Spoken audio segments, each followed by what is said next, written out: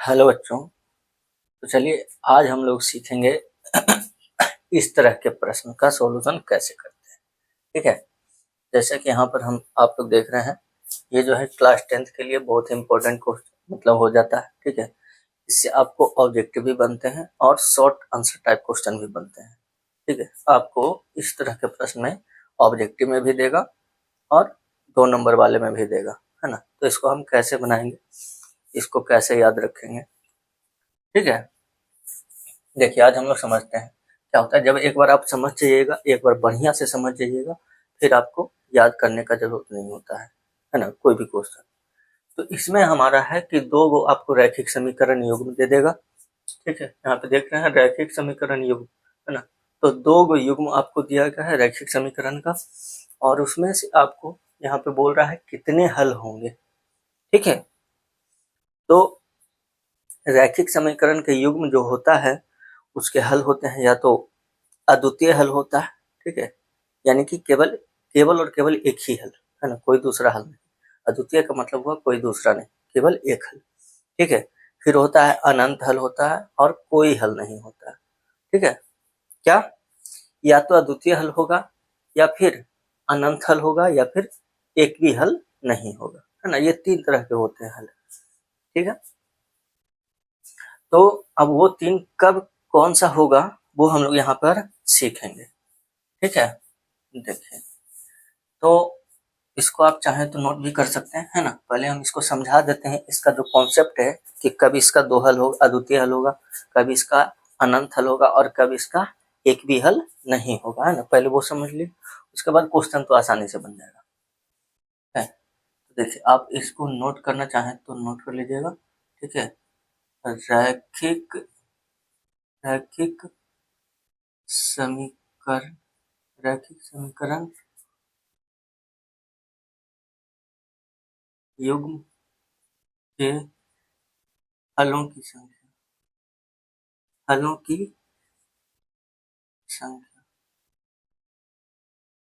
ठीक है, रैखिक समीकरण युग्म के हलों की संख्या। तो हम लोग जान जाएंगे पहले कॉन्सेप्ट में कि कब इसका अद्वितीय हल होगा, कब एक भी हल नहीं होगा, है ना, और कब इसका अनंत हल होगा। तो इसमें सबसे पहले तो आपको ये ध्यान रखना है कि जो समीकरण होता है रैखिक समीकरण, वो किस टाइप में होता है। तो चलिए यहाँ पे लिखते हैं हम लोग, यदि यदि रैखिक समीकरण युग्म, है ना, रैखिक समीकरण युग्म a1x प्लस b1y बराबर c1, है ना, एवं एवं एवं और दूसरा रैखिक समीकरण युग्म a2x प्लस b2y बराबर c2 हो। तो ठीक है, 2 आपको रैखिक समीकरण, यहाँ युग्म का मतलब ही होता है जोड़ा, है कि नहीं। तो 2 जब आपको रैखिक समीकरण युग्म दिया गया है, ठीक है, रैखिक समीकरण युग्म आपको जब दिया गया है और इसमें हमसे पूछेगा कि इसका द्वितीय हल होगा या एक भी हल हो, एक हल होगा, अनंत हल होगा, है ना, या कोई हल नहीं होगा। तो सबसे पहले आप देख लीजिएगा कि समीकरण इस रूप में होना चाहिए, है ना। इस रूप में भी है तो कोई दिक्कत नहीं है, यानी इधर -c1 बराबर 0, है ना। लेकिन जनरली इस रूप में होता है, इसलिए यहाँ पे लिखा गया है। तो इतना हो तो सबसे पहला इसमें जो अद्वितीय हल होगा, तो अद्वितीय हल होने का कंडीशन क्या है, अद्वितीय हल। ठीक है, अद्वितीय हल होंगे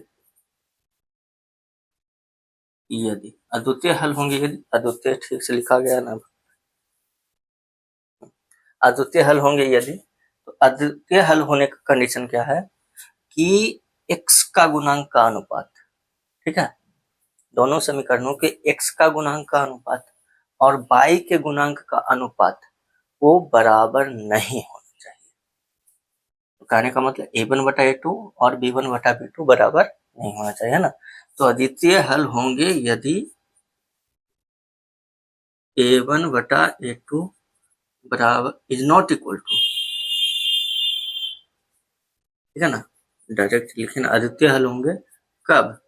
जब a1 बटा a2 is not equal to b1 बटा b2, है ना। x के गुणांकों का अनुपात और y के गुणांकों का अनुपात बराबर नहीं होना चाहिए, ठीक है ना। तो देखिए यहाँ पे दोनों तरफ से दिया गया एरो, है ना। इसका मतलब कि अद्वितीय हल होंगे कब? जब a1 बटा a2 बराबर b1 बटा b2, है ना। अगर इतना दिया गया तो अद्वितीय हल होंगे, और अगर अद्वितीय हल है तो इतना होगा, ठीक है। अब इसमें और नोट कर लेंगे कि जब अद्वितीय हल कोई भी रैखिक समीकरण युग्म का जब हल होता है तो उसको हम संगत कहते हैं। रैखिक समीकरण युग्म को आपसे पूछेगा संगत और असंगत भी ना, कि कौन सा रैखिक समीकरण युग्म संगत है और कौन सा असंगत है। तो जब हल होगा, बल्कि वो अद्वितीय हल जो है चाहे अनंत हल हो, है ना, अद्वितीय हल हो चाहे अनंत हल हो, जब हल होगा तो संगत होगा, और जब कोई हल नहीं होगा तो वो असंगत हो जाएगा, ठीक है। तो यहाँ पर लिखेंगे, है ना। और एक बात, संगत तो होगा जब हल है ना, अद्वितीय हल है तो संगत होगा। अब संगत के साथ साथ आपसे पूछेगा कि ऐसे दे दिया, मान लिया, है ना, आपसे इसमें पूछा कि कितने हल होंगे, हो सकता है पूछेगा कि इसका जो आलेख होगा या ग्राफ, है ना, या रेखा, ठीक है, वो कैसे होंगे, प्रतिच्छेदी होंगे, समपाती होंगे, समांतर होंगे, ठीक है। तो देखिए जब अद्वितीय हल होगा ना, तो अद्वितीय हल होने का मतलब कि वो एक ही बिंदु पर काटता है। अद्वितीय हल का मतलब क्या है? एक के वो हल, है ना। तो एक हल का मतलब हो गया कोई ग्राफ जो है वो केवल एक बिंदु पर काट रहा है, ठीक है। तो इस स्थिति में रेखाएं जो होगी वो कैसे होंगे? प्रतिच्छेदी होगी, ठीक है ना। तो इसमें हम लोग नोट कर लेंगे ऐसे कि अद्वितीय हल होंगे समीकरण युग्म क्या कहलाएंगे? समपाती, सॉरी, संगत, है ना। समीकरण युग्म संगत कहलाता है, ठीक है, कहलाता है। और दूसरा पॉइंट हो गया क्या, कि जो रेखाएं होंगी इसमें प्रतिच्छेदी होंगे, है ना। इस स्थिति में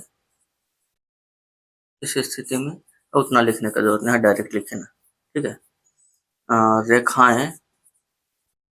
रेखाएं क्या होंगी? प्रतिच्छेदी होंगी, ठीक है, प्रतिच्छेदी होंगे,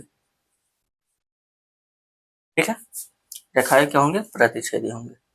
कब? जब अद्वितीय हल हुआ। ध्यान दीजिएगा, एकदम बढ़िया से एक बार समझ जाइएगा, फिर आपको दोबारा पढ़ने का जरूरत नहीं पड़ेगा, ठीक है ना। इसलिए हम बार बार एक ही बात को रिपीट कर रहे हैं, ठीक है। जब रैखिक समीकरण युग्म a1x प्लस b1y बराबर c1, a2x प्लस b2y बराबर c2, ऐसा मत सोचिए कि हम केवल कॉन्सेप्ट बता के छोड़ दें। हम एग्जाम्पल भी, जैसे पहले ही हमने यहाँ पे एग्जाम्पल लिख लिया, है ना, और भी 2-3 क्वेश्चन हम आपको एग्जाम्पल बता देंगे, ठीक है। तो पहले इसको समझ लीजिए। इतना अगर दिया गया है समीकरण, है ना, तो उसमें अद्वितीय हल होगा कब? जब x का गुणांक का अनुपात यानी a1 बटा a2, y के गुणांक का अनुपात b1 बटा b2 दोनों बराबर नहीं होना चाहिए, ठीक है। जैसे यहाँ पे हमको मान लिया निकालेंगे x के गुणांक का अनुपात, जैसे इसमें मान लिया 3 है, यहाँ पे 4 है, ठीक है, तो 3/4 हो जाएगा।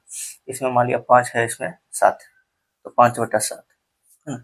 तो ये दोनों 3/4 और 5/7 बराबर नहीं है। तो इस स्थिति में समीकरण युग्म क्या होगा? अद्वितीय हल होगा, है ना, ठीक है। और यही अगर इसमें 3/4, मान लिया जैसे यहाँ 3 यहाँ 4 है, ठीक है, और यहाँ पे मान लिया 6 है, यहाँ 8 है, ठीक है। यहाँ क्या है? यहाँ 6 है, यहाँ 8 है, तो 6/8 करेंगे तो ये भी 3/4 आ जाएगा। तो दोनों क्या हो गया? बराबर हो गया। तो इस स्थिति में अद्वितीय नहीं होगा, है ना। वो क्या होगा हम आगे सीखेंगे, ठीक है।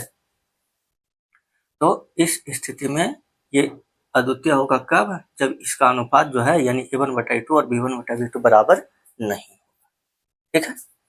चलिए अब दूसरा हम आपको यहाँ बता देते हैं। दूसरा कंडीशन क्या है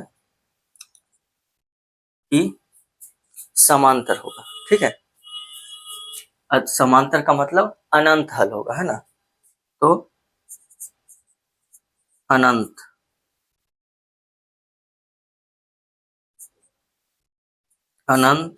हल होंगे, अनंत हल होंगे कब? तो अनंत हल होने के लिए ये जो है x का गुणांक का अनुपात y के गुणांक का अनुपात बराबर होगा, लेकिन ये जो अचर पद का जो अनुपात होगा वो बराबर नहीं होना चाहिए। ठीक है, तो कहने का मतलब कि a1 बटा a2 इक्वल टू b1 बटा b2, है ना, ये दोनों बराबर होगा, लेकिन ये बराबर नहीं होना चाहिए। ठीक है, ये दोनों ये बराबर नहीं होगा, ऐसा नहीं कि बराबर हो, ये इसके बराबर हो जाए चाहे इसके बराबर नहीं होगा, तभी अनंत हल होगा। ठीक है, तो ये दोनों बराबर होगा a1 बटा a2 और b1 बटा b2 बराबर होगा, और c1 बटा c2 बराबर नहीं होना चाहिए। ठीक है, अच्छा इसमें जो है वो समीकरण निकाय कैसा होगा, समीकरण निकाय चूंकि अनंत हल है, हल कैसा अनंत हल है, तो हमें पहले ही बोला कि अद्वितीय हल हो चाहे अनंत हल हो, अगर हल है, ठीक है, तो वो संगत कहलाता है। तो समीकरण निकाय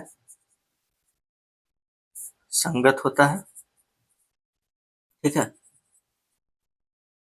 और इसमें एक सेकेंड गलत हो गया, अनंत हल होने के लिए ये बराबर, इसमें जो होगा वो एक को हल नहीं होगा,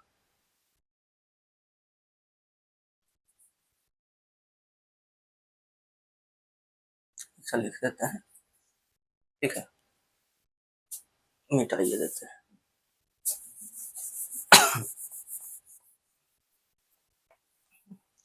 इसमें जो होगा अनंत हल होगा, अनंत हल, अनंत हल होगा कब, जब a1 बटा a2 बराबर b1 बटा b2 और बराबर c1 बटा c2, तीनों बराबर होता है तब जाके अनंत हल होता है। ठीक है, जब तीनों बराबर होगा ना तब जाके अनंत हल होगा।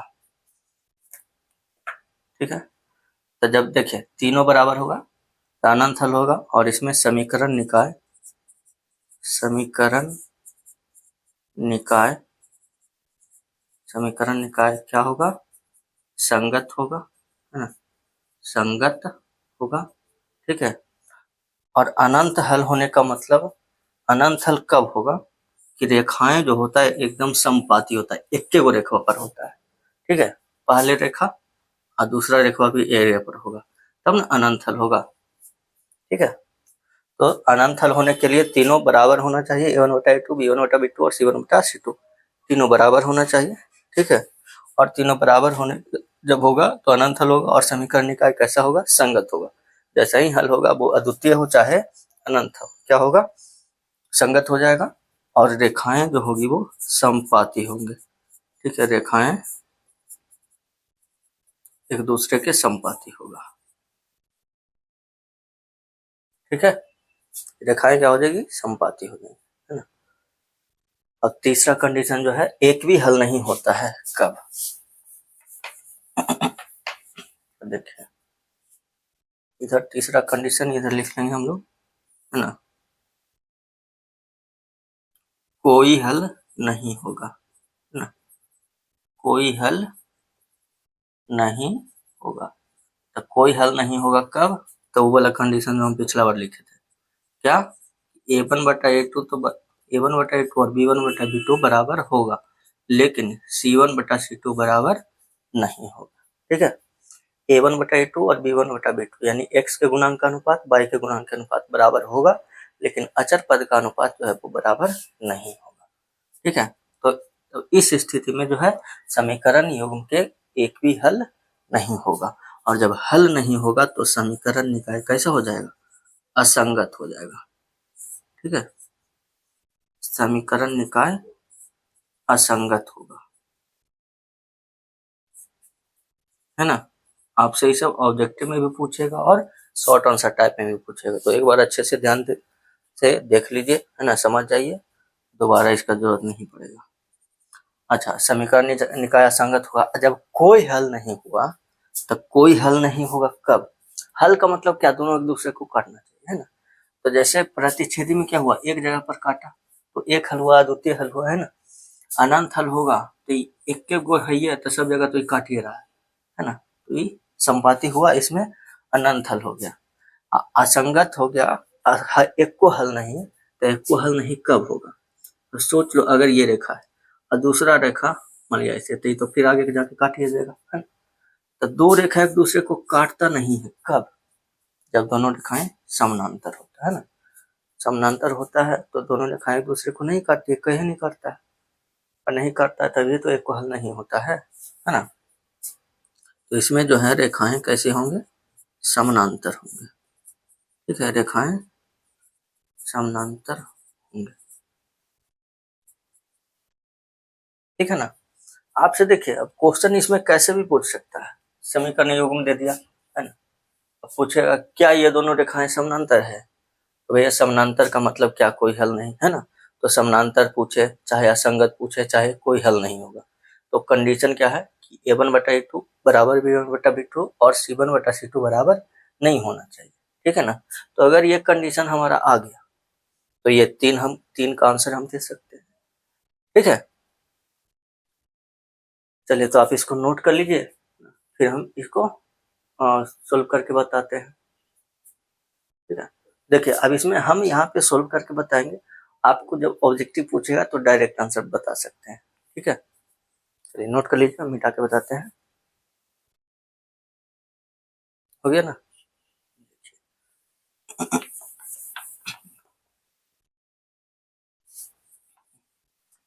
इसमें जो है हमारा क्या है,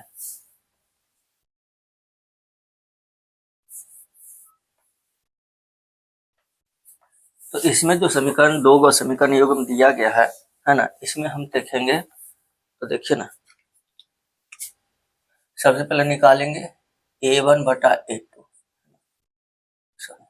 a1/a2, तो a1 कितना हो गया 2 और a2 कितना है इधर 6, आ जाएगा कितना 2×6 1/3, ठीक है। फिर उसी तरह से हम b1/b2 निकालेंगे, b1/b2, तब b1 यहाँ है -3, b2 कितना है -9, तो 3×3 = 9, माइनस माइनस कटेगा तो 1/3, ठीक है। फिर c1/c2 निकालेंगे, c1/c2, तो c1 कितना हो गया 2 और c2 हो गया 5, 2/5। तो आप इसमें देख सकते हैं कि ये दोनों बराबर हो गया, नहीं a1/a2 और b1/b2 बराबर हो गया और c1/c2 बराबर नहीं है। तो अब बताइए, अभी हमने लिखा है, बताइए कि इसमें कितने हल होंगे। तो यहाँ लिखेंगे कि चूंकि a1/a2 बराबर b1/b2 is not equal to c1/c2, अतः समीकरण युग्म के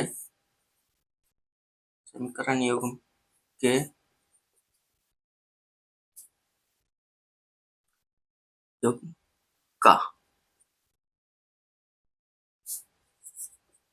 कोई हल नहीं होगा, है ना, कोई हल नहीं होगा, है कि नहीं। हमारा तीसरा कंडीशन पढ़े थे कि a1/a2 और b1/b2 बराबर है लेकिन c1/c2 बराबर नहीं है, तब उस स्थिति में कोई हल नहीं होगा। क्यों, क्योंकि इस स्थिति में रेखाएं जो होती है वो कैसे होते हैं, समानांतर होते हैं, ठीक है ना।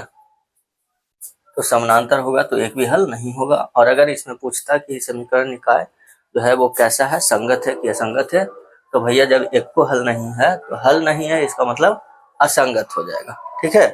चलिए नोट कर लीजिए, एक दो क्वेश्चन और बता देते हैं हम। चलिए देखिए, दो क्वेश्चन हमने और लिया यहाँ पे, है ना। समीकरण निकाय, दो गो समीकरण ये निकाय दिया गया है, ठीक है। समीकरण युग्म है, यहाँ भी दो गो समीकरण है, ठीक है, रैखिक समीकरण। इसमें हमसे पूछा जा रहा है कि कितने हल होंगे, ठीक है ना।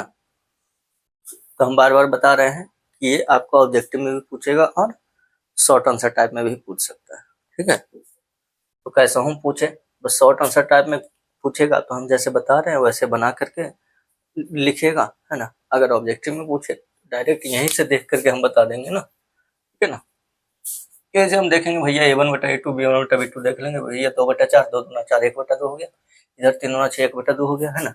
दोनों बराबर, ये तीसरा बराबर नहीं है, तो जब दो बराबर और तीसरा बराबर नहीं है तो उस स्थिति में क्या हो जाएगा, समानांतर हो जाएगा। समानांतर तो एक भी हल नहीं होगा। ठीक है, बस यहाँ पे निकाल के लिखेंगे, क्योंकि है ना A1 बटा A2 तो 2/4 कितना हो गया, 1/2। फिर B1 बटा B2 कितना हो गया, -3 बटा -6, 1/2। और अगर C1 बटा C2 निकाले तो 5/7। हम यहाँ पे लिखेंगे कि चूंकि A1 बटा A2 बराबर B1 बटा B2 is not equal to C1 बटा C2, है ना। तो इस स्थिति में क्या हो जाते हैं, रेखाएं समानांतर, है ना, और एक भी हल नहीं होता। यहाँ पे लिखेंगे अतः समीकरण निकाय के एक भी हल नहीं होगा, है ना, एक भी हल नहीं होगा। अगर पूछता कि रेखा जो होगा वो कैसा होगा, तो समानांतर होगा, है ना, संगत होगा कि असंगत होगा, तो एक को हल नहीं तो असंगत हो जाएगा। ठीक है ना।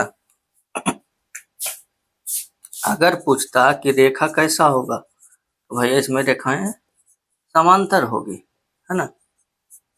ठीक है, अगर इसमें हमको पूछता कि भैया इसमें जो समीकरण निकाय है वो संगत होगा कि असंगत होगा, तो भैया एक को हल नहीं है तो असंगत हो जाएगा।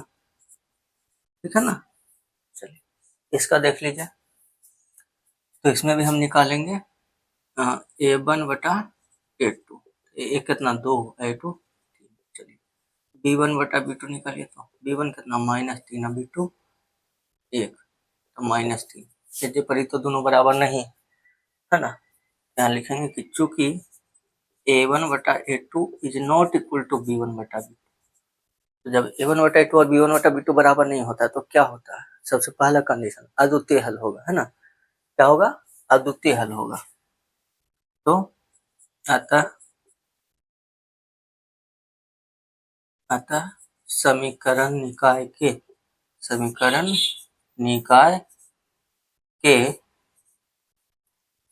अद्वितीय हल होंगे, है ना, अद्वितीय हल होगा। ठीक है, अद्वितीय हल होगा। और अगर हमसे पूछता, हल तो इतना ही पूछ रहा है कि नहीं, अगर पूछता कि रेखाएं कैसी होगी, तो भैया जब अद्वितीय हल इसका मतलब रेखाएं प्रतिच्छेदी होगा, है ना। कैसी होगी, प्रतिच्छेदी होगा। अगर हमसे पूछता कि समीकरण निकाय संगत की असंगत, तो भैया इसमें अद्वितीय हल है तो रेखा कैसा हो जाएगा, संगत, समीकरण निकाय संगत हो जाएगा। ठीक है, समझ गए, कोनो दिक्कत नहीं ना। नहीं भैया नहीं, हो गया, मिटा दे, मिटा क्या दे, हो गया है कि नहीं। तो इस तरह से आप कोई सा भी पूछे, भैया संगत होगा असंगत होगा, समीकरण निकाय की एक हल होगा, द्वितीय हल होगा, अनंत हल होगा, है ना। तो बस हम A1 बटा A2 B1 बटा B2 C1 बटा C2 निकालेंगे। बस 3 गो तो कंडीशन है भैया, है ना।